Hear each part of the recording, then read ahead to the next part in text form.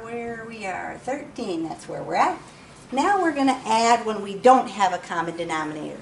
Same kind of thing, I want to do the fraction part first, and when I do the fractions I have to have a common denominator. So this one's 5 3/5.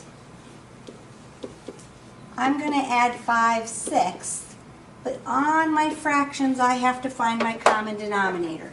Here, since I have a denominator of 5 and a denominator of 6, my common denominator is going to be 30. And I'm going to make my equivalent fractions. 5 goes into 30, 6 times 3 is 18. 6 goes into 30, 5 times 5 is 25. So now I'm going to go ahead and add 18 plus 25, 1343, huh? 43 thirtieths. Now 43 thirtieths I can't reduce, but then I'm going to rewrite it as a mixed number since I'm working with mixed numbers. If I divide 30 into 43, it's going to go one whole time, and I'm going to have 13 left over. If I need to do long division, I'll do long division, but I can subtract that one in my head. So I get 1 13 thirtieths. Here I just had that 5, I didn't have anything to add it to, so that's just going to be 5 plus my 1 13 thirtieths, so I'm going to get 6 13 thirtieths for my answer.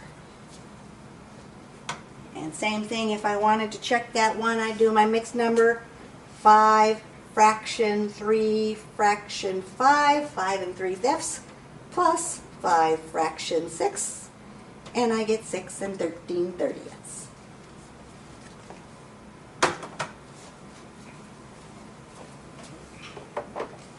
So on number 14 it says add 7 3/4 and 6 5/6.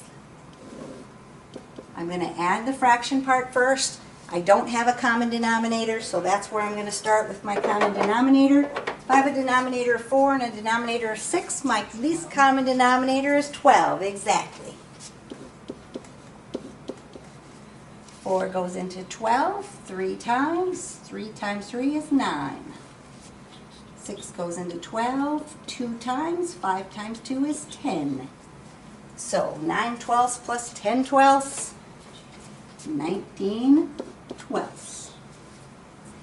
Again, I can't reduce that fraction down, but I can rewrite that as a mixed number. What would 19 twelfths be as a mixed number?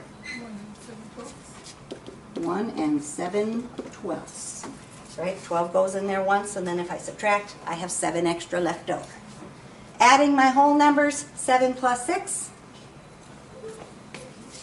is 13, so 13 plus my 1 7 twelfths is 14 7 twelfths. All right, go ahead and do 15 there. All right, did we get an answer? What'd you get? 4 5 18. All right, good. So here my common denominator is going to be 18, like I said. 6 goes into 18, 3 times 5 is 15. 9 went into 18, 2 times 4 is 8.